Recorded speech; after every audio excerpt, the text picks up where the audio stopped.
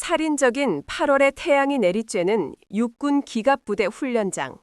아스팔트 위로 아재랑이가 지옥의 입김처럼 피어오르고 있었다.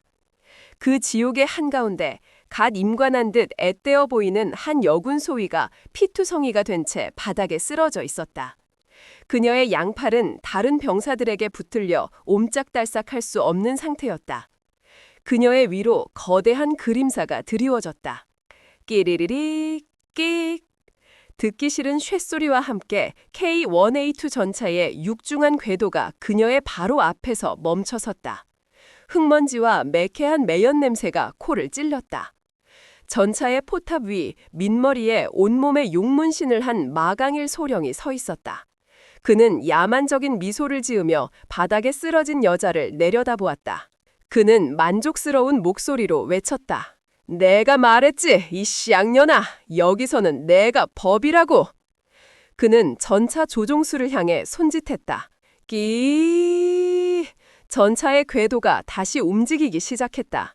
수십 톤의 방철 덩어리가 그녀의 다리 위로 아주 천천히 무자비하게 내려오고 있었다. 니년이 그렇게 탱크를 좋아한다며? 오늘 내가 죽을 때까지 안아주게 해주마. 뭉개버려. 우두둑. 살과 뼈가 으스러지는 끔찍한 소리가 났다. 하지만 여자는 비명을 지르지 않았다.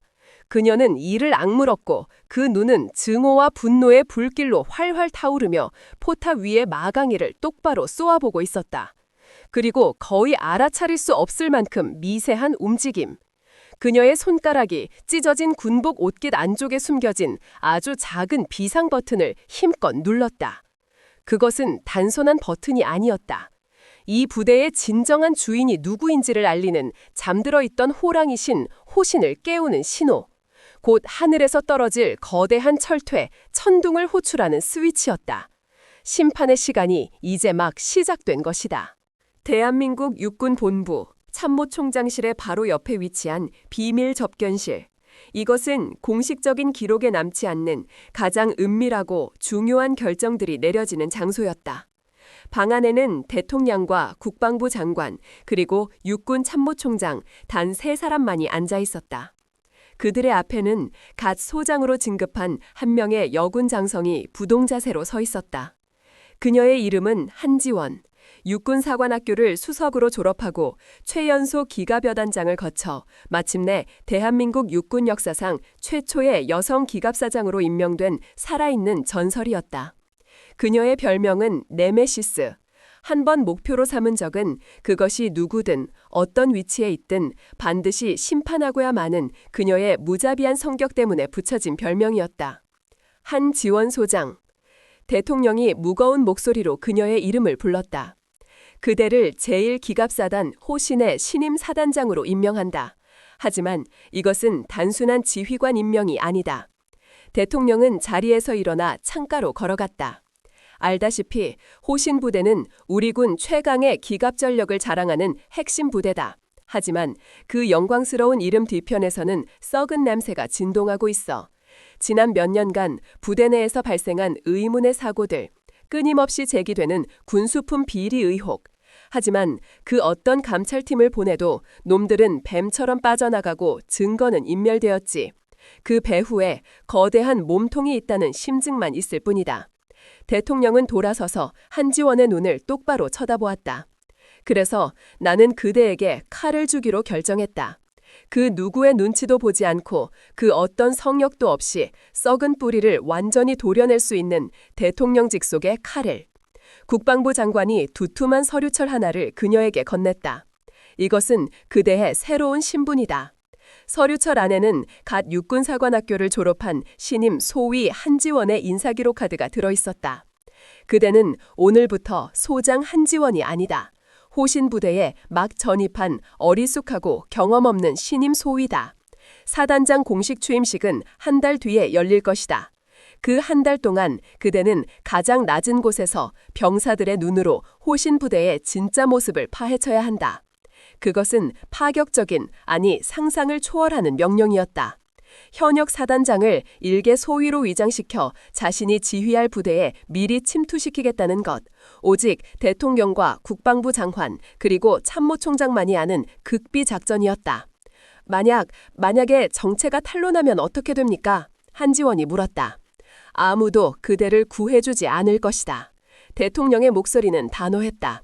이 작전은 공식적으로 존재하지 않아. 그대는 철저히 혼자다.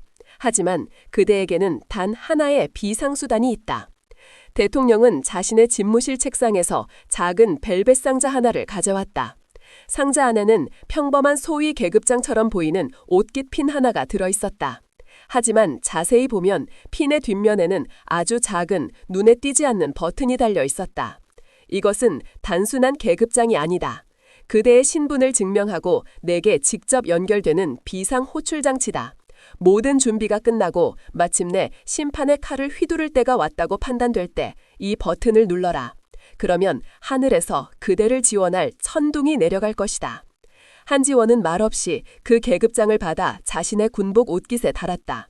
차가운 금속의 감촉이 그녀의 심장을 더욱 뜨겁게 만들었다. 명심하겠습니다, 각하. 반드시 호랑이 굴에 숨어있는 늙은 여우들을 사냥해 오겠습니다. 며칠 후 호신 부대의 위병소. 낡은 전투복에 어색한 소위 계급장을 단 한지원이 쭈뼛거리며 위병소 근무자에게 자신의 전입 신고서를 내밀었다. 충성, 소위 한지원입니다. 오늘부로 본 부대에 전입을 명받았습니다. 그녀는 완벽한 신임 소위 연기를 하고 있었다. 잔뜩 군기가 든 긴장한 표정, 어색한 말투. 위병소의 병사들은 그녀를 흘긋 쳐다보더니 귀찮다는 듯이 턱짓으로 안을 가리켰다. 인사과로 가보십시오. 그녀가 부대 안으로 들어서는 순간 그녀는 이곳의 공기가 비정상적이라는 것을 즉시 느꼈다. 병사들의 눈에는 군기가 아닌 무언가에 억눌린 듯한 공포와 체념이 서려 있었다. 그리고 장교들과 부사관들의 눈에는 오만함과 함께 외부인에 대한 노골적인 경계심이 가득했다. 그녀가 행정반을 찾아 부대 건물을 헤매고 있을 때였다. 훈련장 한쪽에서 요란한 고함 소리와 함께 둔탁한 폭행음이 들려왔다. 퍽! 퍽! 퍽! 이 개새끼가 눈가를 어디다 떼고 다니는 거야? 잘못했습니다. 한지원의 발걸음이 멈췄다. 그녀는 소리가 나는 곳으로 고개를 돌렸다. 훈련장 한가운데서 끔찍한 광경이 펼쳐지고 있었다. 한 명의 병사가 바닥에 무릎을 꿇고 있었고 그의 주위로 온몸에 용문신을 한 민머리의 거구, 마강일 소령과 그의 부하들이 둘러서서 그를 집단으로 구타하고 있었다. 니놈 눈빛이 마음에 안 들어. 아주 반항적이야. 마강일은 비웃으며 병사의 뺨을 손바닥으로 후려쳤다. 짝! 내가 누구라고 했지? 이 부대의 왕이라고 했지? 왕 앞에서는 눈을 깔아야 하는 거야. 몰랐어? 죄송합니다. 다시는 안 그러겠습니다. 병사는 울먹이며 빌었다. 죄송하면 성의를 보여야지. 안 그래? 마강일은 손가락으로 돈 모양을 만들어 보였다. 보호세를 내라는 노골적인 요구였다. 이번 주까지 50만 원 준비해와. 안 그러면 니놈 군생활 아주 지옥 같아질 줄 알아. 그것은 군대가 아니었다. 약육강식의 법칙만이 존재하는 거대한 폭력 조직이었다. 한지원은 모든 것을 지켜보고 있었다. 그녀는 당장이라도 달려가 마강일의 턱을 박살내고 싶었지만 그녀는 참았다. 지금 그녀는 소장 한지원이 아니었다. 무력한 신임 소위 한지원일 뿐이었다. 섣불리 나섰다가는 모든 계획이 수포로 돌아갈 수 있었다. 그녀는 마강일과 그의 무리가 사라질 때까지 기다렸다. 그리고는 바닥에 쓰러져 흐느끼는 병사에게 다가갔다. 괜찮나? 그녀가 내민 손을 병사는 경계심 가득한 눈으로 쳐다보았다. 당신 누구야? 오늘 전입 온 신임 소위다. 이름은 한지원. 신임 소위? 병사는 그녀의 계급장을 보더니 피식 하고 허탈한 웃음을 터뜨렸다. 소위 나부랭이가 뭘 할 수 있는데 괜히 나섰다가 당신까지 저놈들한테 찍히고 싶어? 그냥 못 본 척해. 그게 여기서 살아남는 유일한 방법이니까. 병사는 그녀의 도움을 거절하고 절뚝거리며 자리를 떴다. 한지원은 그의 뒷모습을 차갑게 식어버린 눈으로 바라보았다. 절망, 불신, 체념. 이것이 대한민국 최강의 기갑사단이라는 호신 부대의 민모습이었다. 그녀는 주먹을 꽉 쥐었다. 조금만 더 기다려라. 그녀는 속으로 뇌까렸다.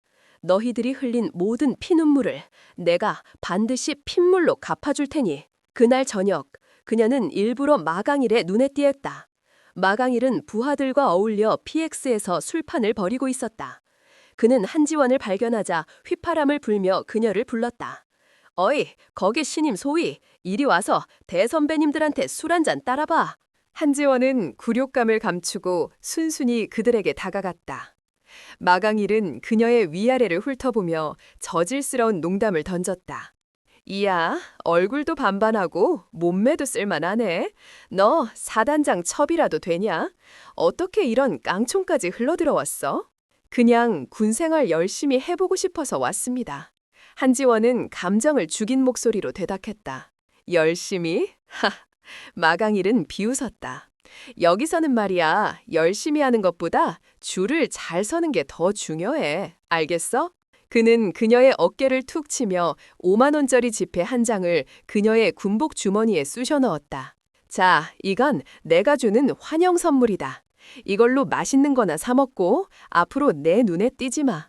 그리고 오늘 본 건 못 본 걸로 해라. 알겠나? 그것은 회유이자 경고였다. 한지원은 고개를 숙였다. 네, 알겠습니다, 소령님. 그녀는 그들의 술자리를 빠져나왔다.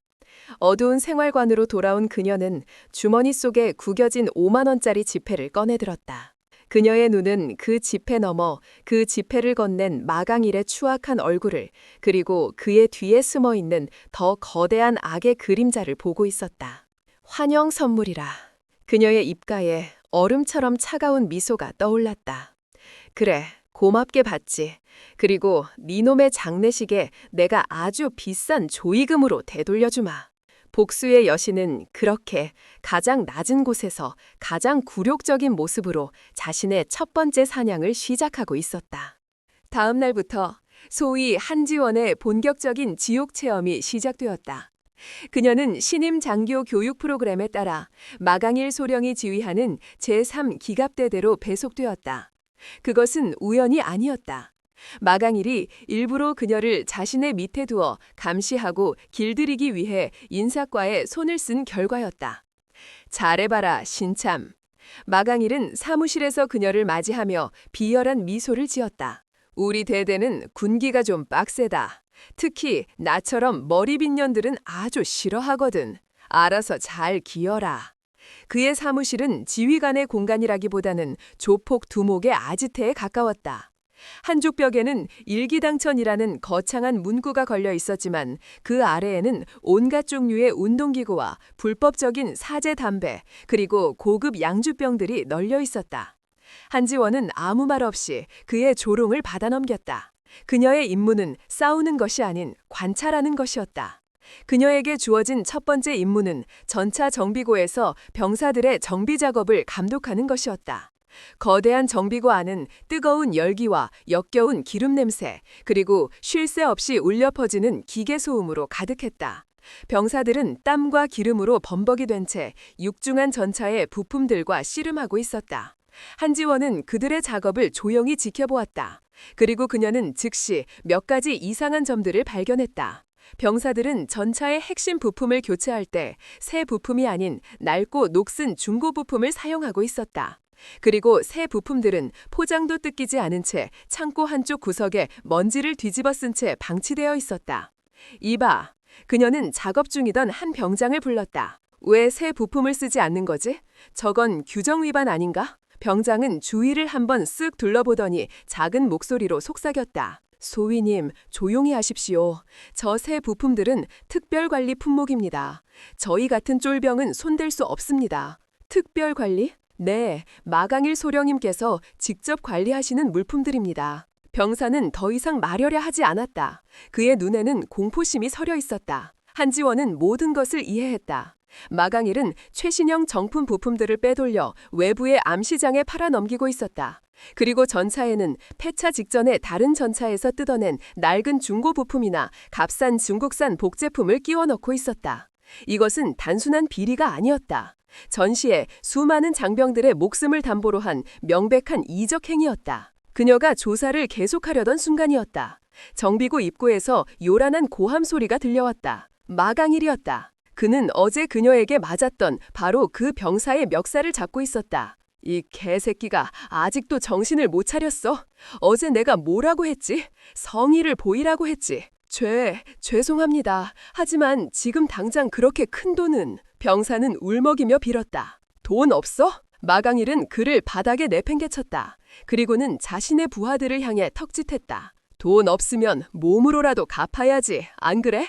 저 새끼 오늘 정비고 청소 혼자 다 시켜. 밥 먹을 시간도 주지 마. 그것은 시작에 불과했다. 마강일과 그의 무리는 그 병사를 표적으로 삼아 온갖 가혹행위를 저지르기 시작했다. 그들은 뜨거운 여름날 그에게 방독면을 씌우고 연병장을 뛰게 했고 한밤중에 불러내 잠을 재우지 않고 인신공격을 퍼부었다. 병사는 며칠 만에 살아있는 송장처럼 변해갔다.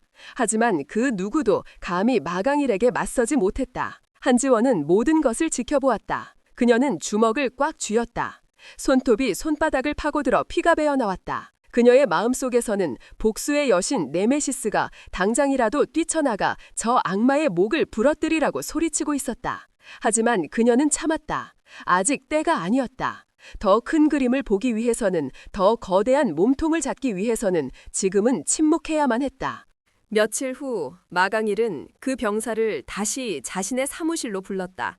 어때? 좀 생각이 바뀌었나? 병사는 공포에 질려 고개를 끄덕였다. 좋아. 그럼 네 친구들한테도 잘 말해. 내 보호를 받으려면 어떤 성의를 보여야 하는지. 마강일은 그 병사를 다른 병사들을 겁주기 위한 본보기로 삼았던 것이다. 그가 만족스러운 미소를 지으며 병사를 내보내려던 순간 사무실 문이 열리고 한지원이 들어섰다. 무슨 일이지, 한소희? 마강일은 귀찮다는 듯이 물었다. 한지원은 말 없이 자신의 지갑에서 5만 원짜리 지폐 10장을 꺼내 그의 책상 위에 올려놓았다. 50만 원이었다. 마강일과 그 옆에 있던 병사의 눈이 동시에 커졌다. 이게 뭐지?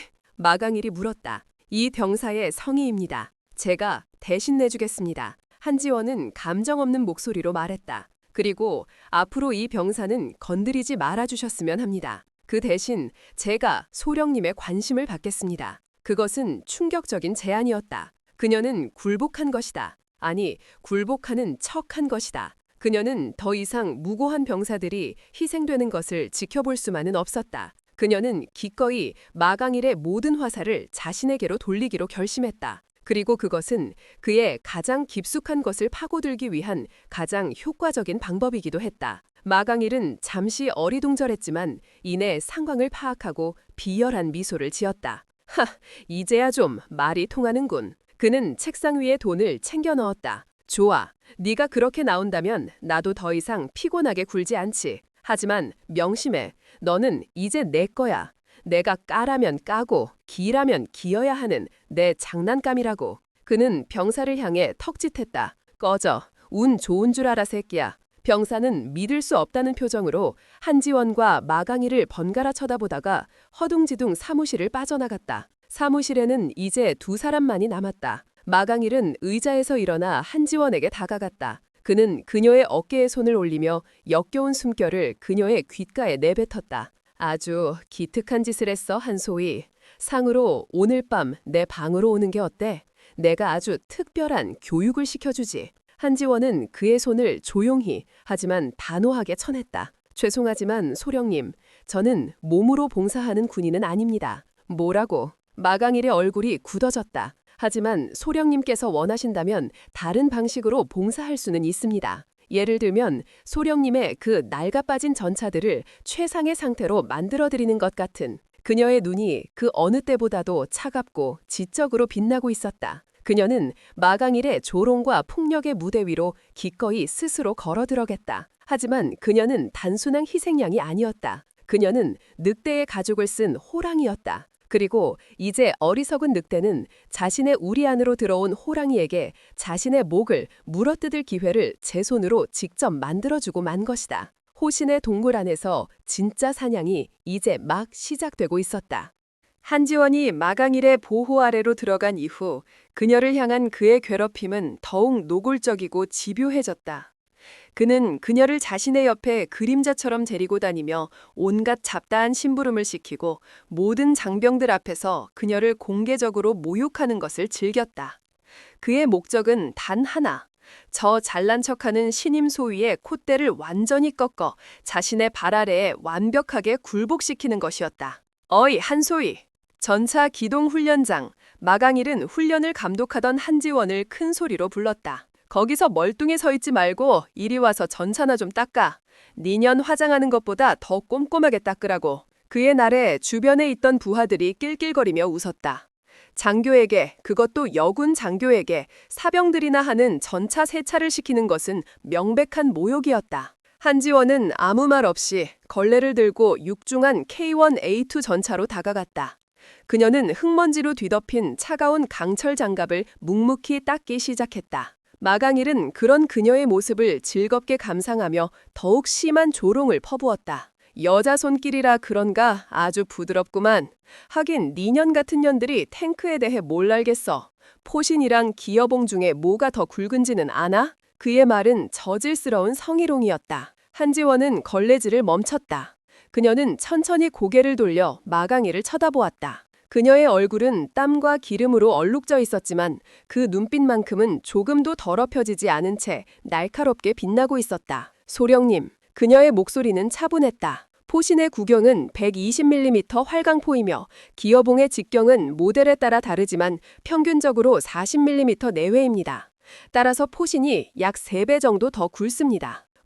뭐라고? 마강일은 예상치 못한 그녀의 대답에 순간 말을 잃었다. 한지원은 멈추지 않았다. 그녀는 전차의 장갑을 손으로 가리키며 말을 이어갔다. 그리고 제가 지금 닦고 있는 이 부분은 그냥 철판이 아닙니다. 복합 장갑으로 고경도 강철과 세라믹 그리고 특수 합금 섬유를 겹겹이 쌓아 만든 것입니다. 소령님께서는 혹시 이 장갑의 유효 방호 관통력이 얼마인지 알고는 계십니까? 마강일의 얼굴이 굳어졌다. 그는 UDT 출신인 마동진과는 달리 기갑병과 출신이었지만 그의 지식은 대부분 실전 경험이 아닌 어깨너머로 배운 주먹구구식 지식에 불과했다. 그는 그런 세부적인 재원까지는 알지 못했다. 그런 걸 알아서 뭐하게? 그는 당황하여 얼버무렸다. 한지원의 목소리에 힘이 실렸다. 이것은 우리 장병들의 목숨과 직결된 것이기 때문입니다. 적의 대전차 미사일이 날아올 때 이 장갑의 성능을 정확히 알고 있느냐 없느냐가 안에 타고 있는 승무원들의 생사를 가를 수도 있습니다. 지휘관이라면 당연히 알아야 하는 것 아닙니까? 그녀의 말은 논리 정연했고 그 안에는 뼈가 있었다. 그녀는 단순히 기술적인 지식을 뽐내는 것이 아니었다. 그의 자격을 문제 삼고 있는 것이었다. 주변에서 낄낄거리던 부하들의 웃음소리가 멈췄다. 그들은 자신들의 우두머리가 신임 소위에게 이론적으로 완벽하게 압도당하는 광경을 멍하니 지켜보고 있었다. 마강일은 수치심에 얼굴이 시뻘겋게 달아올랐다. 그는 화제를 돌려 그네를 다시 인신공격했다. 시끄러워. 니년이 뭘 안다고 나를 가르치려 들어. 여자가 기어들어올 곳이 있고 아닌 곳이 있는 거야. 아니면 너 사실은 탱크 타러 온 게 아니라 다른 걸 타러 온 거 아니야, 응? 그는 자신의 아랫도리를 가리키며 비열한 미소를 지었다. 그 순간 한지원의 눈빛이 얼음처럼 차갑게 변했다. 소령님, 지금 하신 발언은 명백한 성희롱이며 상관 모욕입니다. 공식적으로 문제 삼아도 되겠습니까? 뭐? 인연이 감히 날 협박해? 협박이 아닙니다. 팩트를 말씀드리는 겁니다. 한지원은 그에게 한 걸음 다가섰다. 그녀의 작은 체구에서 뿜어져 나오는 기백에 마강일은 자신도 모르게 뒷걸음질 쳤다. 그리고 제가 다른 걸 타러 왔는지 아닌지는 모르겠지만 한 가지는 확실합니다. 소령님 같은 고물은 탈 가치조차 없다는 것. 고물. 그 한마디는 마강일의 남성성에 대한 가장 직접적이고 치명적인 공격이었다. 정적. 훈련장의 모든 소음이 멎은 듯했다. 마강일은 마치 망치로 머리를 한 대 얻어맞은 사람처럼 멍한 표정으로 서 있었다. 그는 수십 명의 부하들이 지켜보는 앞에서 자신이 가장 하찮게 여기던 계집년에게 2번이나 완벽하게 박살이 나버린 것이다. 이 쌍년이! 그는 마침내 이성을 잃고 주먹을 휘두르려 했다. 하지만 그 순간 멀리서 훈련을 감독하던 대대 작전 장교가 그를 발견하고 다급하게 뛰어왔다. 소령님, 무슨 일이십니까? 마강일은 멈칫했다. 그는 작전 장교를 쏘아보며 이를 갈았다. 아니다. 아무것도. 그냥 신임 소위 군기 좀 잡고 있었을 뿐이야. 그는 마지막 자존심을 지키려 애썼다. 그는 한지원을 잡아먹을 듯이 노려보며 나직이 으르렁거렸다. 오늘 일 반드시 후회하게 만들어주마. 니년의 그 잘난 혓바닥을 내가 아주 뿌리째 뽑아버릴 테니. 그 말을 끝으로 그는 획 부가서서 자신의 지프차를 타고 사라져버렸다. 한지원은 아무 일 없었다는 듯이 다시 걸레를 들고 묵묵히 전차를 닫기 시작했다. 하지만 그녀의 등 뒤로 쏟아지는 병사들의 시선은 이전과는 완전히 달라져 있었다. 그 시선 속에는 경외와 함께 저분이라면 무언가 바꿀 수 있을지도 모른다는 아주 작은 희망의 불씨가 담겨 있었다. 그날 이후 마강일의 괴롭힘은 더욱 심해졌지만 그는 더 이상 그녀와 말로 싸우려 하지 않았다. 그는 자신의 무식함이 탄로나는 것을 두려워했다. 대신 그는 그녀를 육체적으로 그리고 정신적으로 완전히 짓밟아버릴 새로운 방법을 모색하기 시작했다. 그는 그녀가 단순한 책상 물림이 아니라는 것을 어렴풋이 눈치챘다. 그녀의 안에는 그녀의 계급과 외모와는 전혀 다른 날카로운 무언가가 숨겨져 있었다. 그는 그 무언가를 끄집어내 모든 사람들 앞에서 완전히 파괴해버리고 싶었다. 며칠 후 그는 마침내 완벽한 복수의 무대를 찾아냈다. 그는 모든 장교와 부사관들이 모인 회의 자리에서 마치 아무 일도 없었다는 듯이 웃으며 한지원에게 제안했다. 한소희, 자네다 전차에 대해 그렇게 박식한 줄은 미처 몰랐군. 이론만 빠삭한 건지 아니면 실전 능력도 그 정도인지 내가 아주 궁금해졌어. 그의 눈이 뱀처럼 번뜩였다. 나와 내기 한번 하지 않겠나. 그것은 그녀를 지옥으로 끌고 들어가기 위한 악마의 초대장이었다. 그리고 한지원은 그 초대장을 기꺼이 받아들일 준비가 되어 있었다. 마강일의 내기 제안은 회의실 안의 모든 공기를 얼어붙게 만들었다. 그의 입가에는 자신만만한 그리고 잔인한 미소가 걸려 있었다. 그는 이 내기를 통해 지난번의 굴욕을 몇 배로 되갚아줄 수 있다고 확신했다. 이것은 단순한 자존심 싸움이 아니었다. 그는 이 기회에 한지원의 모든 것을 빼앗고 그녀를 자신의 발 아래에 완벽하게 굴복시킬 생각이었다. 내기라니 무슨 내기 말씀이십니까, 소룡님? 한지원은 예상했다는 듯이 차분하게 물었다. 마강일은 의자에서 일어나 회의실 중앙에 있는 작전지도 앞으로 걸어나갔다. 그는 지도 위에 표시된 부대 내에서 가장 험난하기로 소문난 호랑이 능선 장애물 코스를 손가락으로 가리켰다. 바로 이거다. 그의 목소리는 흥분에 차 있었다. 우리 호신부대 최강의 전차 에이스를 가리는 전차 장애물 돌파 경기. 나와 네가 각자 전차를 한 대씩 몰고 저 호랑이 능선을 돌파하는 거다. 먼저 결승선을 통과하는 사람이 이기는 거지. 어때? 재미있겠지? 회의실은 술렁였다. 호랑이 능선은 급경사와 진흙탕, 좁은 협곡으로 이뤄진 베테랑 전차 조종수들도 혀를 내두르는 최악의 코스였다. 이런 곳에서 전차로 경주를 하자는 것은 목숨을 건 도박이나 마찬가지였다.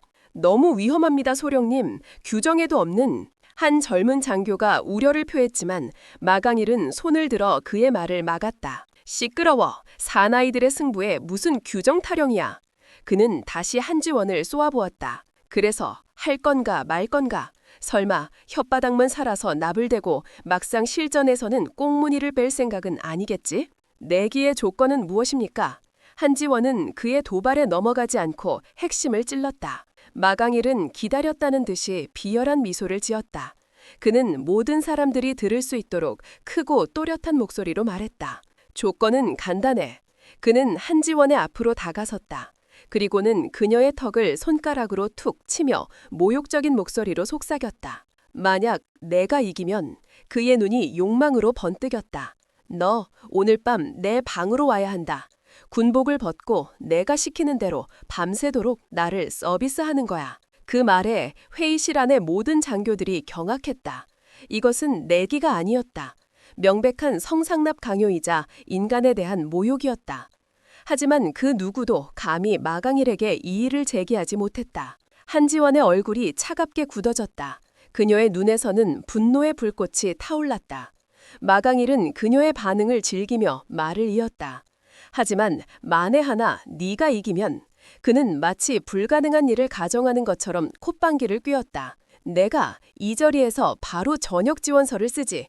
부여단장 자리, 대대장 자리 다 내놓고 군복을 벗겠다. 어때? 이 정도면 공평한가? 그것은 거부할 수 없는 제안이었다. 그녀가 이기면 이 부대의 가장 큰 암덩어리를 피 한 방울 흘리지 않고 합법적으로 제거할 수 있는 절호의 기회. 하지만 만약 진다면 그녀는 인간으로서 감당할 수 없는 최악의 굴욕을 겪게 될 터였다. 모든 시선이 한지원에게로 쏠렸다. 그녀가 어떤 선택을 할 것인가? 박태극과는 달리 마강일은 기갑병과 내에서도 손꼽히는 전차 조종 실력을 가지고 있었고, 게다가 그는 이 부대에서 수년을 복무하며 호랑이 능선 코스를 자신의 손바닥처럼 꿰뚫고 있었다. 반면 한지원은 갓 부임한 신임 소위, 그녀가 그를 이길 가능성은 객관적으로 봐도 제로에 가까웠다. 마강일은 그녀가 겁을 먹고 제안을 거절할 것이라고 예상했다. 그리고 그는 그 모습을 모든 사람들 앞에서 비웃어줄 생각이었다. 왜? 겁나나? 그 잘난 혓바닥은 어디 가고 갑자기 꿀먹은 벙어리가 됐어. 한지원은 잠시 눈을 감았다. 그녀의 머릿속에는 기름때 묻은 손으로 묵묵히 전차를 정비하던 병사들의 얼굴이 스쳐 지나갔다. 그리고 마강일의 풍력 아래 신음하던 그 힘없던 병사의 얼굴이 떠올랐다. 그녀는 결심했다. 그녀는 눈을 떴다. 그녀의 눈에는 더 이상 분노나 망설임이 없었다. 오직 모든 것을 꿰뚫어 보는 듯한 차갑고 냉철한 확신만이 서려 있었다. 그녀는 이미 이 게임의 필승법을 찾아낸 상태였다. 좋습니다, 소령님. 그녀의 목소리는 조용했지만 회의실 전체를 울릴 만큼 단단했다. 그 더러운 내기 받아들이겠습니다. 그녀의 대답에 마강일은 환호성을 질렀다. 하하하, 역시 화끈해서 좋아. 그래야 내 여자답지. 그는 이미 그녀를 자신의 소유물로 여기고 있었다. 좋아, 그럼 내일 오후 훈련장에서 보도록 하지. 모두들 증인이야. 이 계집이 이기면 내가 군복을 벗는다.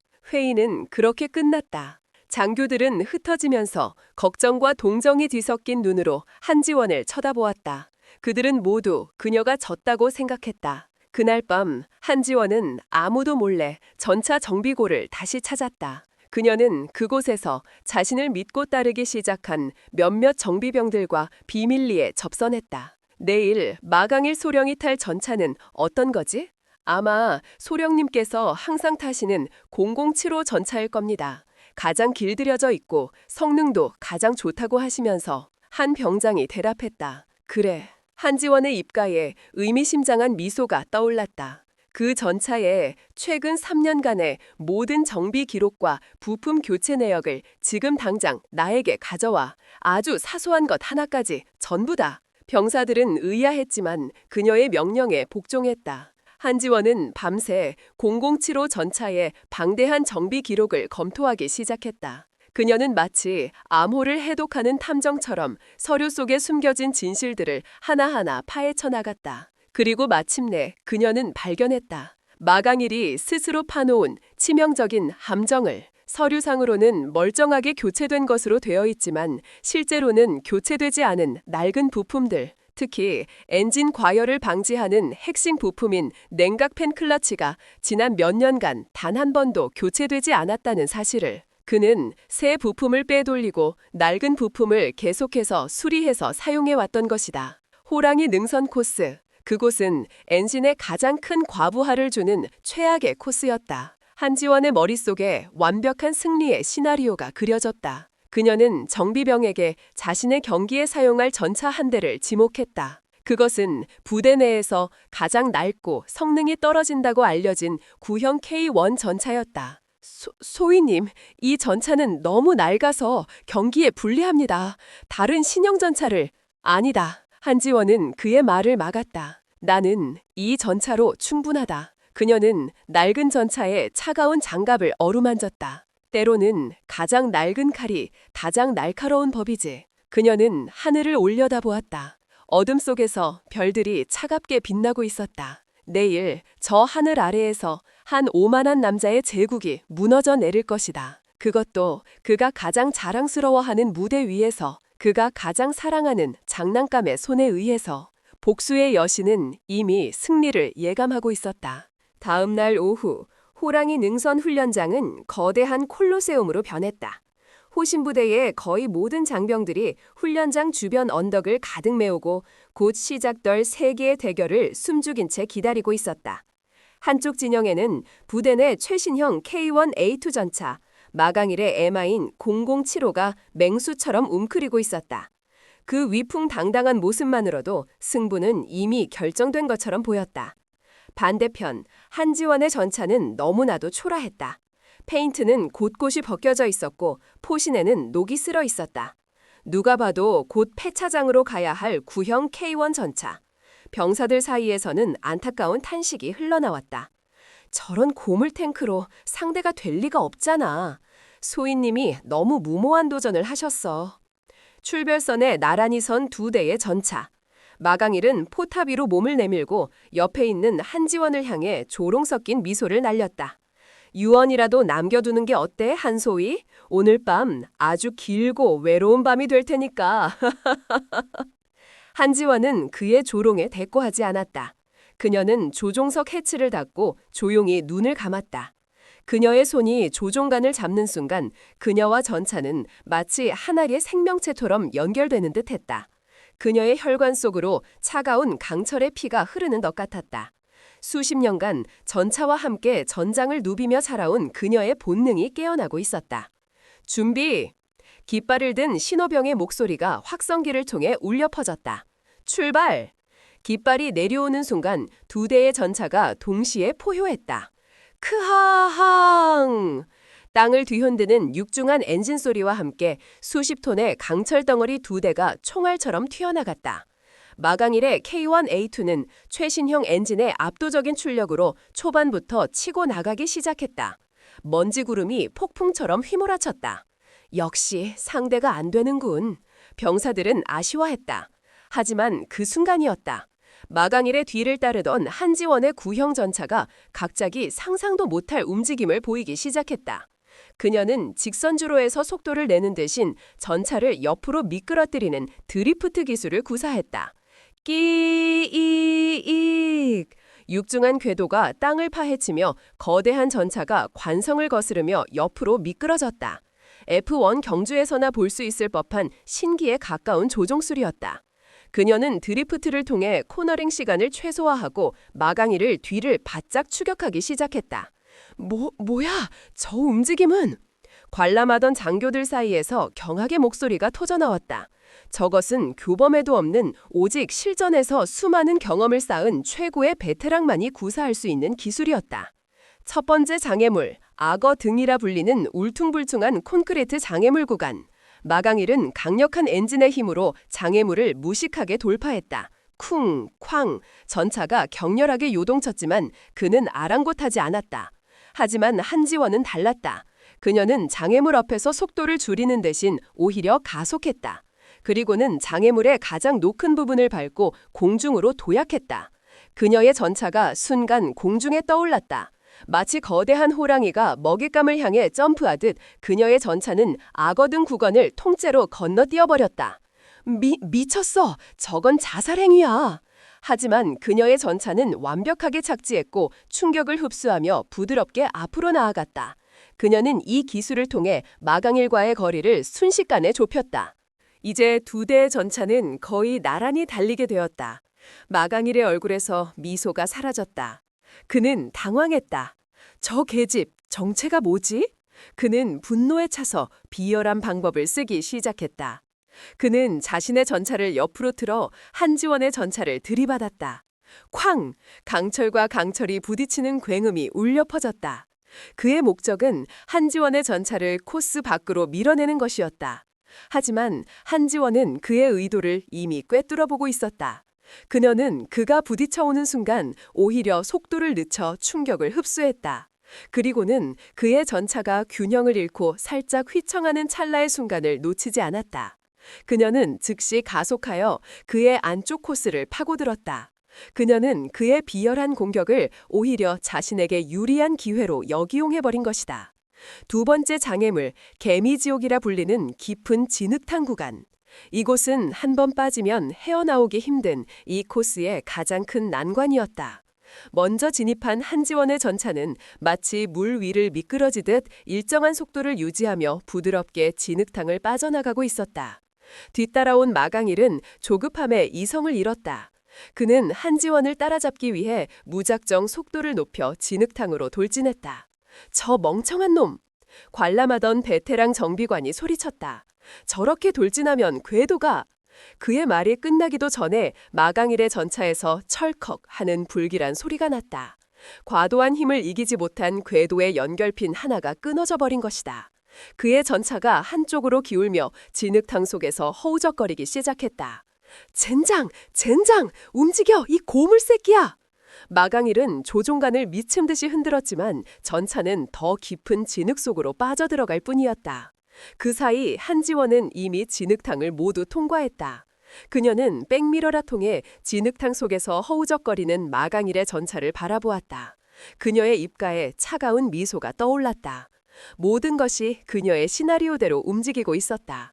이제 마지막 장애물, 호랑이 이빨이라 불리는 가파른 오르막길만이 남아있었다. 한지원은 망설임 없이 마지막 남은 힘을 다해 언덕을 향해 돌진했다. 크앙!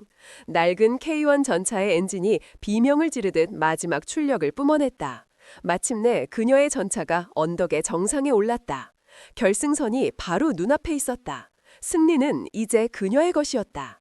그녀는 속도를 늦추지 않았다. 그녀는 이 경주를 가장 압도적이고 가장 완벽한 승리로 끝맺을 생각이었다. 그녀는 가속 페달을 끝까지 밟았다. 그때였다. 결승선을 불과 몇 미터 앞두고 그녀의 전차 뒤편에서 엄청난 굉음과 함께 마강일의 K1A2 전차가 미친 듯이 쫓아오는 것이 보였다. 그는 궤도를 응급수리하고 진흙탕을 기적적으로 탈출한 것이었다. 그의 눈은 분노와 광기로 시뻘겋게 충혈되어 있었다. 거기서 이 쌍년아! 그는 이대로 질 수 없었다. 그는 마지막 수단으로 자신의 전차로 한지원의 전차를 뒤에서 들이받아 함께 파괴될 생각이었다. 두 대의 거대한 강철 덩어리가 결승선을 향해 죽음의 레이스를 펼치고 있었다. 장병들은 모두 자리에서 일어나 비명을 지르며 이 미친 듯한 광경을 지켜보고 있었다. 모든 것이 단 몇 초 안에 결정될 터였다. 승리냐 아니면 공멸이냐. 운명의 저울이 격렬하게 흔들리고 있었다. 결승선이 코앞이었다. 한지원의 낡은 K1 전차는 마지막 힘을 다해 앞으로 나아가고 있었지만 등 뒤에서는 분노한 야수처럼 마강일의 최신형 K1A2 전차가 무서운 속도로 추격해오고 있었다. 두 전차의 거리는 급속도로 좁혀졌다. 이제 불과 10여 미터. 마강일의 입가에는 광기 어린 미소가 걸렸다. 그는 이대로 한지원의 전차 후미를 들이받아 저 건방진 년을 결승선 앞에서 고철덩어리로 만들어버릴 작정이었다. 죽어! 그가 포효하며 가속 페달을 끝까지 밟는 바로 그 순간이었다. 털컹! 갑자기 그의 전차에서 퍽 하는 둔탁한 파열음이 들려왔다. 마치 심장이 터지는 듯한 소리였다. 그 소리와 함께 미친 듯이 포효하던 엔진 소리가 푸드득 푸드득 하는 기침 소리로 변하더니 이내 완전히 꺼져버렸다. 계기판의 모든 불이 깜빡거리며 꺼졌고 수십 톤의 강철 덩어리는 관성에 의해 몇 미터 더 나아가다가 힘없이 그 자리에 멈춰섰다. 결승선을 불과 몇 미터 앞둔 바로 그 지점에서 뭐야? 마강일은 자신의 눈을 의심했다. 그는 미친 듯이 시동 버튼을 다시 눌렀지만 전차는 묵묵부답이었다. 움직이라고 이 개같은 고물새끼야. 그는 조종관을 주먹으로 내리치며 발악했지만 그의 자랑스러운 007호 전차는 이제 거대한 쇠관이 되어 경주로 한가운데에 멈춰서 있을 뿐이었다. 그 사이 한지원의 낡은 K1 전차는 유유히 그리고 압도적으로 결승선을 통과했다. 경기는 그렇게 끝났다. 연병장에는 잠시 동안 믿을 수 없다는 정적이 흘렀다. 그리고 다음 순간 그 정적을 깨고 우레와 같은 함성이 터져나왔다. 와! 그것은 단순한 승리를 향한 함성이 아니었다. 불가능을 가능으로 만든 영웅의 탄생을, 그리고 억압적인 폭군이 가장 굴욕적인 방식으로 무너져 내리는 것을 지켜본 병사들의 해방의 외침이었다. 한지원은 전차를 멈췄다. 그녀는 포탑 해치를 열고 밖으로 나왔다. 땀과 먼지로 범벅이 된 그녀의 모습은 그 어떤 장군보다도 더 위엄있고 아름다워 보였다. 그녀는 자신을 향해 환호하는 병사들을 향해 가볍게 손을 흔들어 보였다. 그리고는 멈춰선 마강일의 전차를 향해 천천히 걸어갔다. 마강일은 망연자실한 표정으로 조종석에 앉아 있었다. 그는 패배를 인정할 수 없었다. 이것은 실력이 아니었다. 불운이었다. 재수 없는 기계 고장일 뿐이라고 그는 스스로를 위안하려 애썼다. 한지원은 그의 전차 옆에 섰다. 그녀는 차가운 강철 장갑을 손으로 툭툭 두드렸다. 어이, 마소령, 거기서 뭐하나? 아직 경기가 안 끝났나? 그녀의 목소리에는 조롱이 가득했다. 닥쳐! 그저 재수가 없었을 뿐이야. 기계 고장이라고. 다시 붙어. 이번에는. 기계 고장? 한지원은 차갑게 웃었다. 아니, 이건 필연이다. 네 눈이 자초한 인광보라고. 그녀는 전차의 후미 엔진룸 쪽으로 걸어갔다. 그리고는 곁에 있던 정비병에게 엔진룸 덮개를 열라고 지시했다. 육중한 덮개가 열리자 안에서는 하얀 연기와 함께 타는 냄새가 뿜어져 나왔다. 엔진이 완전히 과열되어 눌어붙어 버린 것이다. 모두 똑똑히 보아라. 한지원은 모여든 병사들과 장교들을 향해 외쳤다. 이것이 마강일 소령이 그렇도록 자랑하던 최신형 전차의 실체다. 그녀는 엔진룸의 한 부품을 손가락으로 가리켰다. 시커멓게 타버린 냉각팬 클러치였다. 이 부품은 엔진의 과열을 막는 핵심 부품이다. 규정상 매년 신품으로 교체해야만 하지. 그녀는 품속에서 서류철 하나를 꺼내들었다. 그것은 그녀가 밤새 분석했던 007호 전차의 정비 기록부였다. 하지만 이 정비 기록부에 따르면 이 전차의 냉각팬 클러치는 지난 3년간 단 한 번도 교체된 적이 없다. 서류상으로는 매년 최신형 정품으로 교체했다고 되어 있지만 실제로는 낡은 부품을 계속해서 수리해서 사용해왔던 것이다. 그녀의 폭로에 연병장은 다시 한번 술렁했다. 그렇다면 서류가 조작되었다는 말입니까? 한 젊은 장교가 물었다. 조작된 것뿐만이 아니지. 한지원은 다른 서류 한 뭉치를 꺼내 보였다. 그것은 부품 구매 영수증과 그녀가 비밀리에 조사한 암시장의 거래 내역서였다. 마강일 소령은 지난 3년간 구매한 신품 냉각팬 클러치 20개를 모두 외부 암시장에 팔아넘겨 수천만 원의 부당이득을 챙겼다. 그리고 그가 아낀 그 부품값은 오늘 바로 이 자리에서 그의 패배라는 값비싼 대가로 돌아온 것이다. 모든 진실이 만천하에 드러나는 순간이었다. 이것은 단순한 기계 고장이 아니었다. 마강을 자신의 탐욕이 가장 결정적인 순간에 그의 발목을 잡고 스스로를 파멸시킨 것이다. 그야말로 자승자박이었다. 거짓말이야. 전현이 나를 모함하는 거야. 마강일은 전차 안에서 미친 듯이 소리쳤다. 하지만 그의 발악은 허무했다. 모든 증거가 그의 죄를 명백하게 가리키고 있었다. 한지원은 그를 향해 마지막 선고를 내렸다. 마강일 소령, 니놈의 내기는 니놈의 패배로 끝났다. 그녀는 병사들을 향해 외쳤다. 약속대로 저자는 오늘부로 군복을 벗게 될 것이다. 하지만 그것으로 끝이 아니다. 그녀는 자신의 전투복 옷깃에 달려있던 소위 계급장을 떼어냈다. 그리고는 그 안에 숨겨져 있던 진짜 그녀의 신분을 증명하는 소장 계급장을 꺼내 보였다. 눈부신 2개의 별이 뜨거운 태양 아래 찬란하게 빛났다. 나 제1기갑사단 호신부대 신임 사단장 소장 한지원은 그녀의 목소리는 이제 연병장을 넘어 부대 전체를 뒤흔드는 천둥과도 같았다. 대통령 각하의 직권 명령에 따라 지금 이 시간부로 마강일 소령을 군수품 횡령 및 직권 남용 그리고 이적 행위 혐의로 긴급 체포한다. 당장 저자를 끌어내. 사단장, 소장. 그 단어들이 마강일의 뇌리에 대모처럼 박혔다. 그의 눈이 공포와 경악으로 완전히 뒤집혔다. 신임 소위인 줄 알았던 저 계집이 이 부대의 최고 지휘관 사단장이었다고? 모든 것이 처음부터 거대한 함정이었다. 헌병들이 달려와 넋이 나간 채 앉아있는 마강일을 전차 안에서 끌어냈다. 그는 짐승처럼 발버둥쳤지만 소용없었다. 차가운 수갑이 그의 손목에 채워졌다. 한지원은 그에게 다가갔다. 마강일, 네 놈이 말했지. 네가 이기면 내가 네 방으로 가서 서비스를 해야 한다고. 그녀의 눈빛은 얼음보다 차가웠다. 이제 입장이 바뀌었군.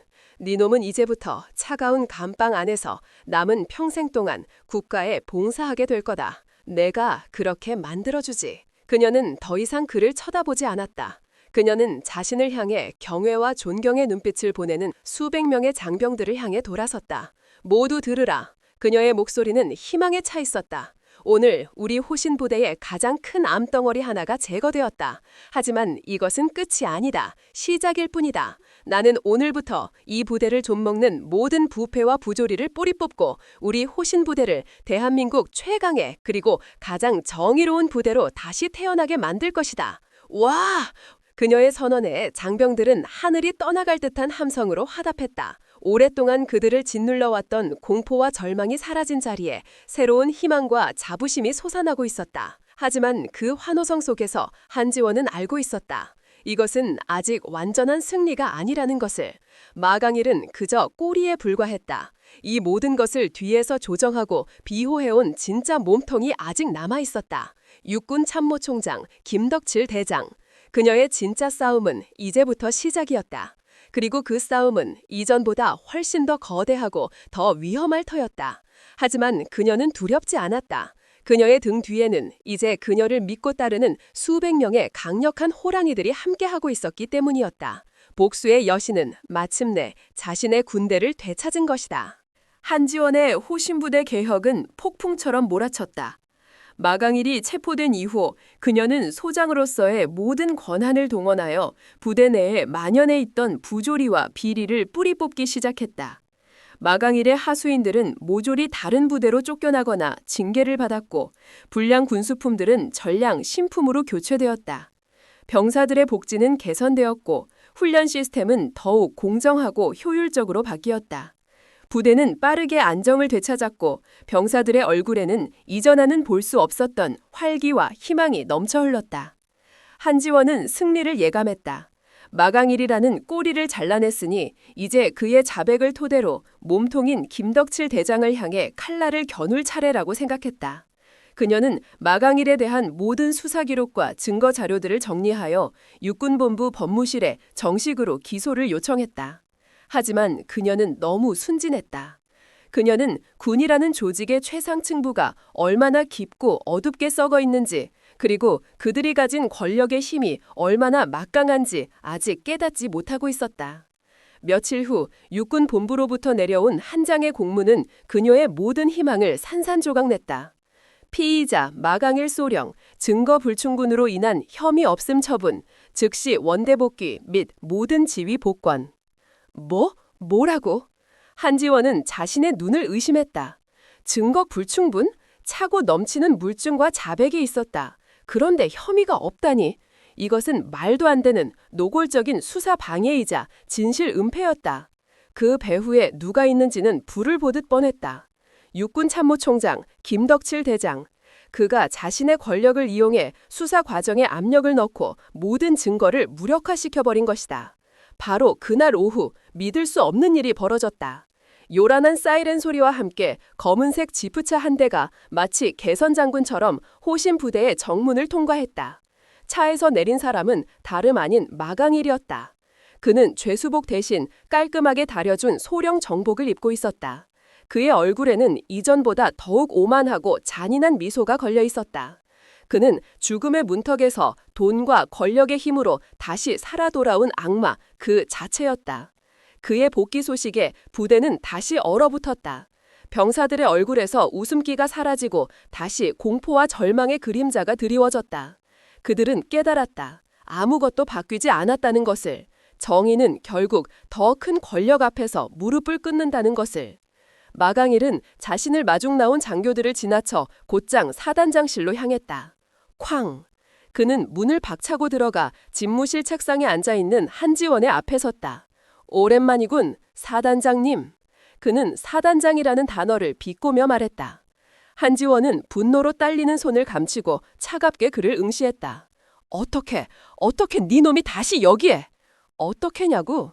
마강일은 미친 사람처럼 웃었다. 그는 자신의 뺨을 손가락으로 가리켰다. 바로 이거 덕분이지. 그는 손가락으로 돈 모양을 만들어 보였다. 5억.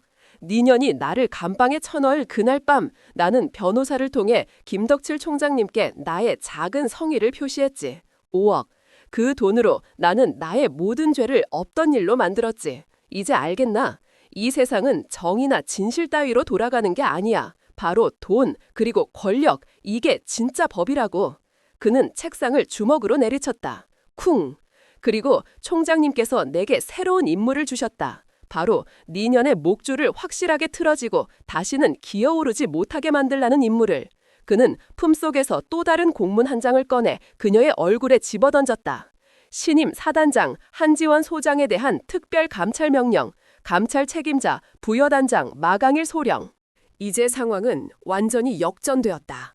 죄인이었던 그가 이제는 사단장을 감시하고 통제하는 감찰 책임자가 된 것이다. 앞으로 잘 부탁한다, 한지원 소위. 아니지, 사단장님이었나? 그의 광기 어린 웃음소리가 사단장실을 가득 메웠다.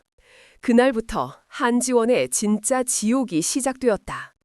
마강일은 자신이 당했던 것 이상으로 그녀를 철저하게 짓밟기 시작했다. 그는 사사건건 그녀의 결제에 트집을 잡았고 그녀가 추진하던 모든 개혁안들을 예산 낭비와 규정 위반이라는 명목으로 무산시켰다. 그는 그녀의 일거수일투족을 감시했고 그녀가 신임하던 부하들을 하나씩 다른 부대로 전출시켜 그녀를 완벽한 외톨이로 만들었다. 그녀는 이름뿐인 사단장이었다.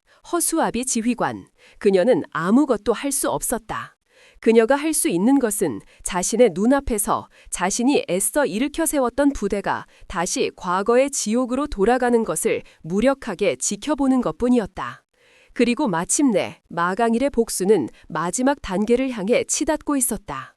그는 이 모든 혼란의 책임을 한지원에게 뒤집어 씌우기 시작했다.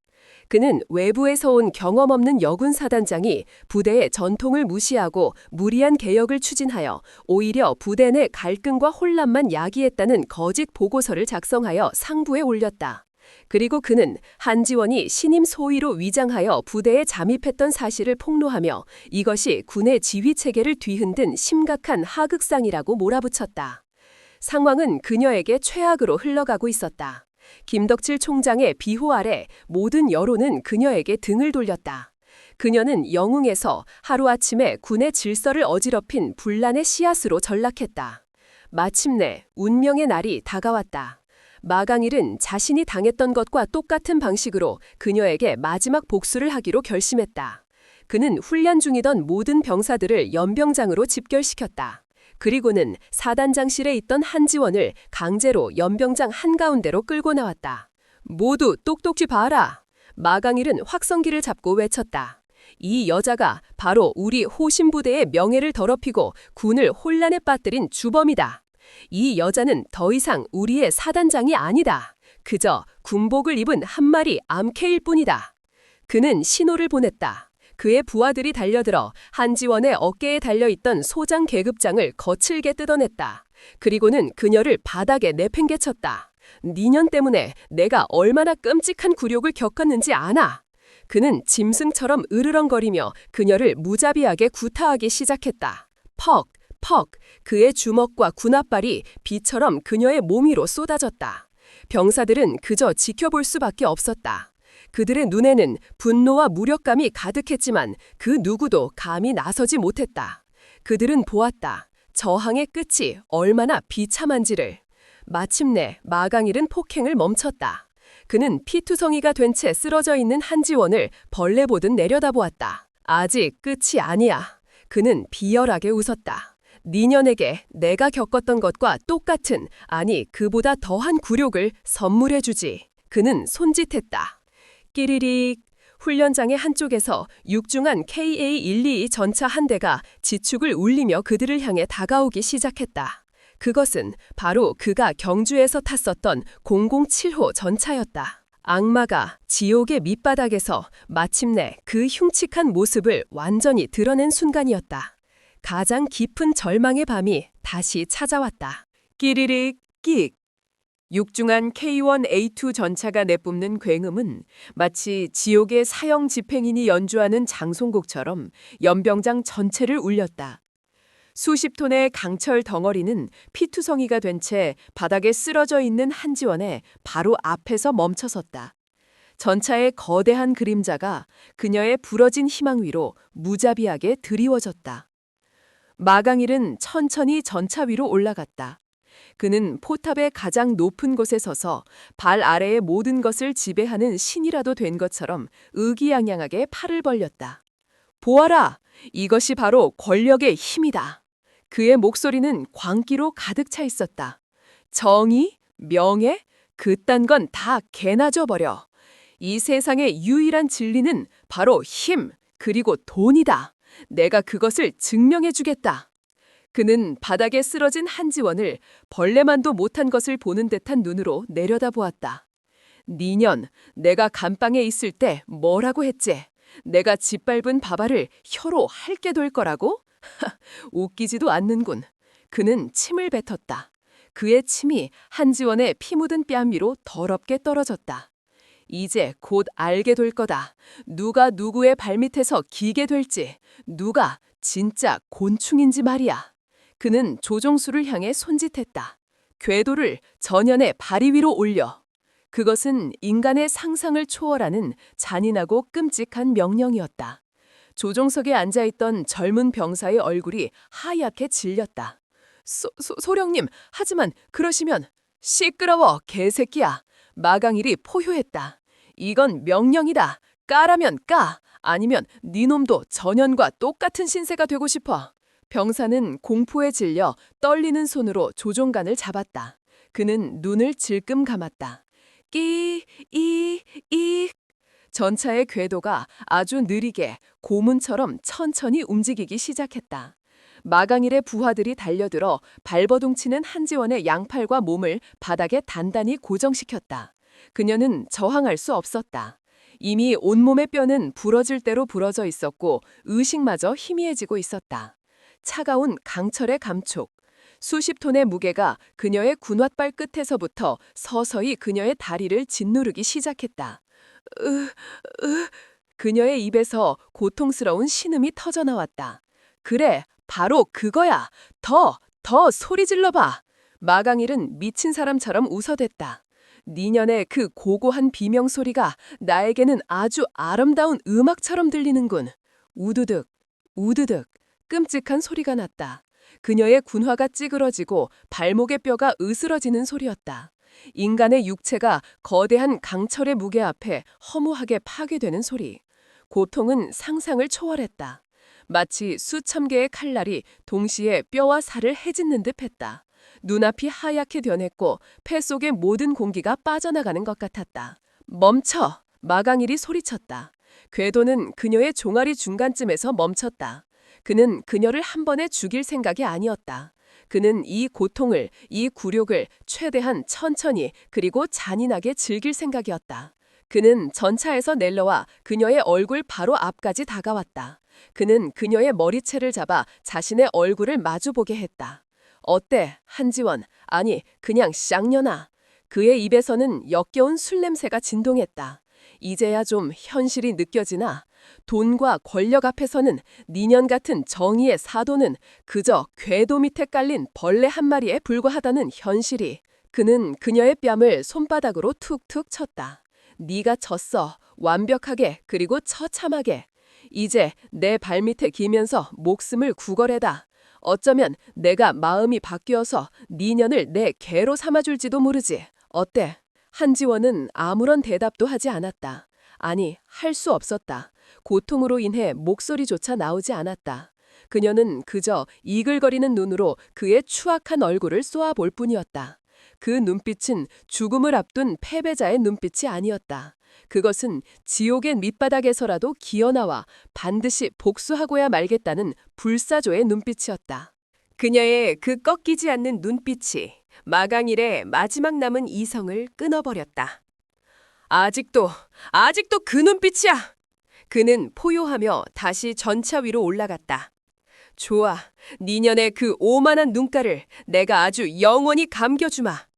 그는 조종수를 향해 마지막 명령을 내렸다. 끝장내버려. 전연을 완전히 뭉개버리라고. 안 됩니다, 소령님. 조종석의 병사가 울부짖었다. 닥쳐! 마강일은 옆에 있던 쇠파이프를 집어들어 조종수의 머리를 내리쳤다. 퍽! 병사는 신음과 함께 그대로 정신을 잃었다. 마강일은 직접 조종석으로 기어들어갔다. 비켜! 이 쓸모없는 새끼야. 마무리는 내가 직접 해야지. 그는 직접 전체의 조종관을 잡았다. 그의 얼굴에는 인간을 파괴하는 데서 오는 가장 원초적이고 잔인한 쾌감이 광기 어린 미소로 피어오르고 있었다. 잘 가라, 한지원. 니년의 시체는 까마귀 밥으로 던져주마. 그는 가속 페달을 밟으려 했다. 그의 발이 페달을 향해 움직였다. 모든 것이 그렇게 끝나는 듯 보였다. 정의는 그렇게 거대한 강철의 무게 앞에 완전히 짓밟히고 사라지는 듯 보였다. 바로 그 순간 한지원은 마지막 남은 모든 힘을 쥐어짰다. 그녀는 고통으로 경련하는 손을 아주 천천히, 아주 미세하게 움직였다. 그녀의 손가락이 찢어진 군복 옷깃 안쪽에 숨겨진 아주 작은 비상 버튼을 힘껏 눌렀다. 딸깍. 아주 작고 희미한 소리. 하지만 그 소리는 잠들어 있던 호신을 깨우는 천지를 뒤흔드는 포효의 시작이었다. 하늘이 움직이기 시작했다. 복수의 여신이 마침내 지옥의 군단에게 총공격의 신호를 보낸 것이다. 마강일의 군화발이 가속 페달을 짓밟기 불과 0.1초 전, 세상의 모든 소음이 갑자기 사라졌다. 그리고 다음 순간 하늘이 찢어지는 소리가 났다. 슈! 그것은 바람 소리가 아니었다. 공기가 찢어지고 불타는 소리. 수십 발의 헬파이어 미사일이 그들의 머리 위 하늘에서부터 땅을 향해 내리꽂히는 소리였다. 심판의 시간이 마침내 도래한 것이다. 슈! 하늘이 찢어지는 소리와 함께 연병장의 모든 공기가 얼어붙었다. 마강일은 가속 페달을 밟으려던 자세 그대로 굳어버렸다. 그의 고개가 본능적으로 하늘을 향했다. 그리고 그는 보았다. 자신의 머리 위 파란 하늘을 새까맣게 뒤덮고 있는 죽음의 그림자들을. 하나, 둘, 열, 스물. 수십 대의 아파치 공격 헬기 편대가 거대한 말벌떼처럼 연병장 상공을 가득 메우고 있었다. 헬기의 날개 밑에는 금방이라도 불을 뿜을 듯한 헬파이어 미사일과 로켓 포드가 섬뜩하게 달려 있었다. 모든 기체의 조준 레이저가 단 하나의 목표, 마강일이 타고 있는 바로 그 K1A2 전차를 향해 있었다. 그의 전차 위에는 수십 개의 붉은 점들이 마치 지옥에서 온 사신들의 눈동자처럼 소리 없이 번득이고 있었다. 뭐야? 마강일의 입에서 허망한 목소리가 흘러나왔다. 이게 무슨 훈련인가? 왜 보고도 없이? 그것은 훈련이 아니었다. 대통령 직속 명령 코드 천둥. 국가 원수급의 위협이 발생했을 때 모든 지휘 계통을 무시하고 육군 최정예의 항공 타격 부대가 즉시 출동하는 대한민국 육군의 가장 비밀스럽고 가장 파괴적인 비상작전 프로토콜이었다. 그때 헬기 편대의 중앙에서 가장 거대한 지휘 헬기 한 대가 천천히 고도를 낮추기 시작했다. 헬기는 다른 곳이 아닌 전차에 깔려 신음하고 있는 한지원의 바로 옆 연병장의 한가운데에 착륙했다. 우잉. 헬기의 측면 도어가 소리 없이 열렸다. 각 잡힌 정복에 대령 계급장을 단 100발이 성성한 노년의 장교가 가장 먼저 내렸다. 그는 호신부대의 신임 참모장이었다. 그의 뒤를 이어 작전참모, 군수참모, 인사참모, 대령 계급장을 단 호신부대의 모든 핵심 지휘관들이 차례차례 헬기에서 내렸다. 그들은 마치 약속이라도 한 듯 일렬로 도열하더니 피투성이가 된 채 쓰러져 있는 한 여자를 향해 일제히 경례를 올렸다. 충성! 그들의 우렁찬 목소리가 헬기의 굉음을 뚫고 연병장 전체에 울려 퍼졌다. 마지막 한 사람이 헬기에서 내렸다. 그는 다른 참모들보다 한 발짝 앞으로 나섰다. 그리고는 이 모든 광경을 지켜보고 있는 한지원을 향해 가장 우렁찬 목소리로 외쳤다. 사단장님께 대하여 경례! 충성! 호신부대 참모장 이하 전 지휘관 사단장님의 명령에 따라 현시간부로 부대 전 병력의 지휘권을 인수했습니다. 다음 명령을 내려주십시오. 사단장. 그 단어가 거대한 망치가 되어 마강일의 머리를 내리쳤다. 사단장. 저 계집이 이 부대의 최고 지휘관 소장 계급의 사단장이었다고. 모든 것이 이해되었다. 그는 미친 사람처럼 웃기 시작했다. 그는 패배를 인정할 수 없었다. 그는 이성을 잃고 다시 전차의 조종관을 잡았다. 사단장? 웃기지 마! 죽으면 다 똑같아! 다 같이 죽는 거야! 그는 마지막 발악으로 한지원을 향해 전차를 돌진시키려 했다. 쏴! 헬기에서 내린 한지원의 목소리가 무전기를 통해 하늘의 모든 헬기에게 전달되었다. 그녀의 목소리는 고통으로 가늘게 떨리고 있었지만 그 안에는 지옥의 사신보다 더 차가운 절대자의 명령이 담겨 있었다. 그 순간 하늘이 불바다가 되었다. 콱콱콱쾅. 수십 대의 아파치 헬기에서 30mm 체인건이 일제히 불을 뿜었다. 하지만 강철의 폭풍은 마강일의 전차를 직접 겨누지 않았다. 수백, 수천 발의 포탄이 마치 신의 손길처럼 정확하게 전차의 포신과 궤도 그리고 엔진룸만을 파괴했다. 쾅, 쾅. 포탑이 박살나고 궤도가 끊어지고 엔진에서는 검은 연기가 치솟았다. 한때 무적을 자랑하던 K1A2 전차는 순식간에 움직일 수도 공격할 수도 없는 거대한 강철관으로 변해버렸다. 파괴가 아니었다. 완벽한 무력화였다. 그것은 죽음보다 더한 공포였다. 저 하늘 위의 존재들은 자신을 언제든지 죽일 수 있지만 일부러 살려두고 있다는 명백한 메시지였다. 내려와. 무전기를 통해 한지원의 차가운 목소리가 전차 내부 스피커로 울려 퍼졌다. 마강일은 완전히 전의를 상실했다. 그는 넋이 나간 사람처럼 비틀거리며 해치를 열고 밖으로 기어나왔다. 그의 눈에 보인 것은 지옥의 풍경이었다. 그리고 그의 눈은 마침내 그녀와 마주쳤다. 한지원이었다. 그녀는 부러진 다리를 이끌고 참모장의 부축도 거절한 채 스스로의 힘으로 일어서고 있었다. 그녀의 몸은 피와 흙먼지로 뒤덮여 있었지만 그 모습은 마치 불사조처럼 처절하고도 장엄했다. 또각, 으득, 또각. 그녀는 절뚝거리며 그에게 한 걸음 한 걸음 다가왔다. 마침내 그녀는 그의 바로 앞에 멈춰섰다. 그녀의 눈에는 분노도 증오도 없었다. 오직 벌레만도 못한 미물을 내려다보는 듯한 차갑고 공허한 경멸만이 담겨 있었다. 무릎 꿇겠습니다. 살려주십시오, 사단장님. 마강일은 본능적으로 무릎을 꿇고 바닥에 머리를 박았다. 제가 죽을 죄를 졌습니다. 개처럼 살겠습니다. 제발 목숨만은. 시끄럽다. 한지원의 목소리가 그의 애원을 잘랐다. 그녀는 옆에 서 있던 헌병의 허리춤에서 차가운 수갑을 꺼내 들었다. 철컥. 그녀는 직접 그의 뒤뒤로 다가가 그의 두 손을 거칠게 잡아쳤다. 그리고는 그의 손목에 직접 수갑을 채웠다. 네 놈이 말했지. 이 부대에서는 법보다 주먹이 앞선다고. 그녀는 그의 귓가에 얼음처럼 차가운 목소리로 속삭였다. 그의 손목에 수갑이 완전히 채워지는 철컥 소리와 함께 그녀의 마지막 말이 그의 영혼에 낙인처럼 새겨졌다. 하지만 네 놈은 한 가지를 잊었더군. 주먹보다 앞서는 것이 바로 계급이라는 사실을. 한지원은 그를 거칠게 일으켜 세웠다. 이놈을 당장 끌고 가. 지금부터 내가 직접 신문한다. 헌병들이 그를 짐짝처럼 끌고 가기 시작했다. 그녀는 끌려가는 그의 등 뒤에 대고 마지막 말을 던졌다. 그리고 네 놈이 그토록 믿었던 그 돈과 권력이 얼마나 허무하게 무너져 내리는지 내가 네 놈의 두 눈으로 똑똑히 보게 해주마. 그녀는 돌아섰다. 그녀의 시선은 이제 더 높은 곳, 이 모든 비극의 뿌리를 향해 있었다. 그녀는 자신을 부축하려 온 의무병들을 물렸다.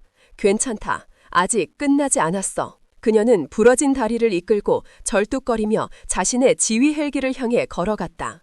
그녀가 걸어가는 길 위로 수백 명의 장병들이 마치 모세 앞의 홍해처럼 경외와 존경의 눈빛으로 길을 열었다. 헬기에 오르기 전 그녀는 참모장에게 명령했다.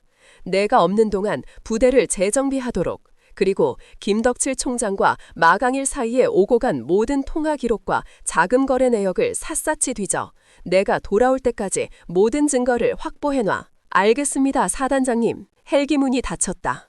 휘, 헬기는 거대한 괴음과 함께 하늘로 솟아올랐다. 그녀가 향하는 곳은 병원이 아니었다.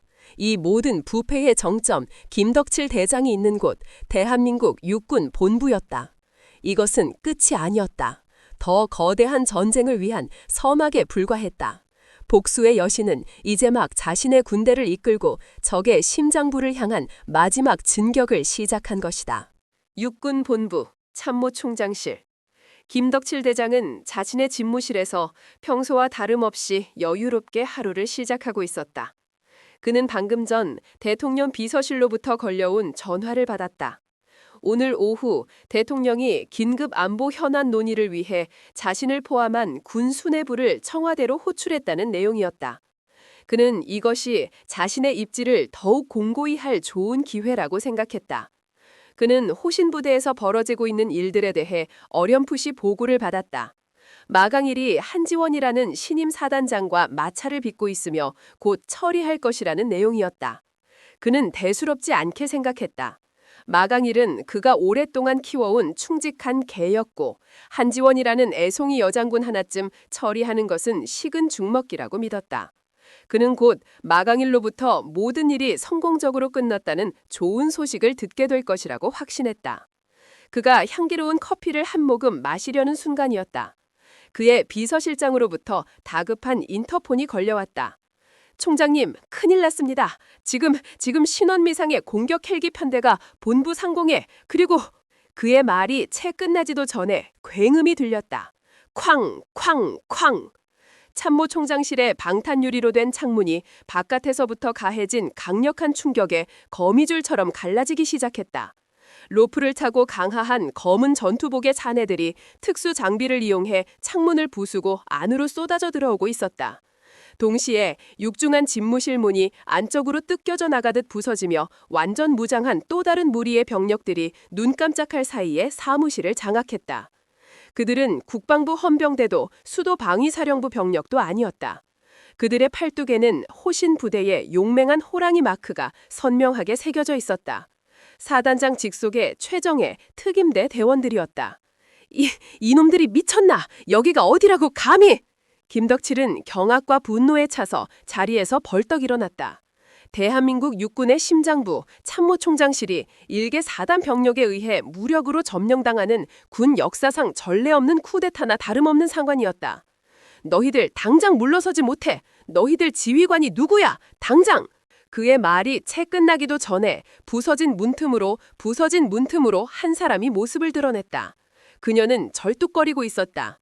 그녀의 몸은 아직 붕대로 감겨 있었지만 그 눈빛만큼은 그 어떤 맹수보다도 더 날카롭고 살아있었다. 소장 계급장을 단 한지원이었다. 내가 저들의 지휘관이다. 김독칠. 그녀의 목소리는 고통으로 쉬어 있었지만 그 안에는 산을 무너뜨릴 듯한 분노와 위험이 담겨 있었다. 김덕칠은 유령이라도 본 사람처럼 얼굴이 새하얗게 질렸다. 한지원, 네가 어떻게 여기에? 마강일은 지금쯤 네 놈이 저지른 모든 죄를 노래처럼 불고 있을 것이다. 한지원은 절뚝거리며 그의 책상 앞으로 다가섰다. 그녀는 주머니에서 작은 녹음기 하나를 꺼내 책상 위로 던졌다. 네 놈의 충직한 개가 주인에게 보내는 마지막 선물이다. 그녀가 버튼을 누르자 녹음기에서 마강일의 절박하고 비굴한 목소리가 흘러나오기 시작했다. 총장님이, 김덕칠 총장님이 모든 것을 지시하셨습니다. 5억을 받고 저의 모든 죄를 덮어주셨습니다. 한지원을 처리하라고, 전차로 뭉개버리라고 직접 명령하셨습니다. 모든 것이 담겨 있었다. 뇌물수수, 직권남용, 그리고 살인교사. 빼도 박도 못할 완벽한 증거였다. 김덕칠의 온 몸이 사시나무처럼 떨리기 시작했다. 그는 뒷걸음치다 힘없이 의자에 주저앉았다. 모든 것이 끝났다. 이건 모함이야. 조작된. 조작? 한지원은 차갑게 웃었다.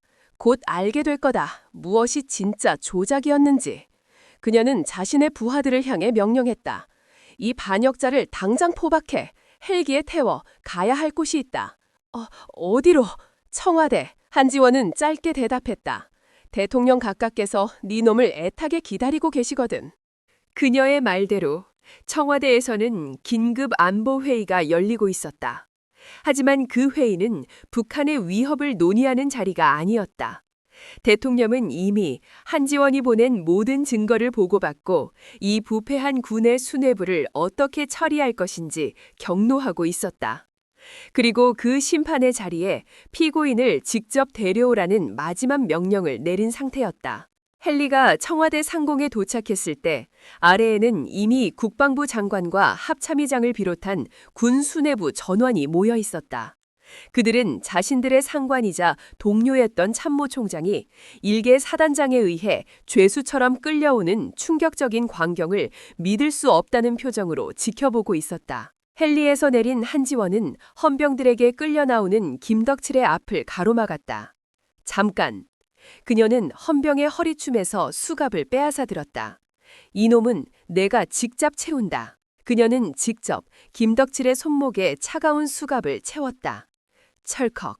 대한민국 육군 서열 2위에 막강했던 권력자가 온몸에 붕대를 감은 부하장성의 손에 의해 모든 이가 지켜보는 앞에서 공식적으로 죄수가 되는 순간이었다. 니놈이 자랑하던 그 권력이, 니놈이 믿었던 그 돈이 결국 니놈의 목에 족쇄를 채웠군. 김덕칠. 한지원은 그의 귓가에 마지막 말을 남겼다. 지옥에 가서 내 부하 이준서 일병에게 무릎 꿇고 사죄해라. 그녀는 더 이상 그를 돌아보지 않았다. 그녀는 자신을 기다리고 있던 대통령을 향해 절뚝거리며 걸어갔다. 그리고는 부러진 허리를 꼿꼿이 세우고 군인으로서 가장 완벽한 경례를 올렸다. 각하, 대한민국 육군 소장 한지원, 명받잡은 대로 군의 암덩어리를 성공적으로 제거하고 복귀했습니다. 그녀의 눈에서는 뜨거운 눈물이 흘러내렸다.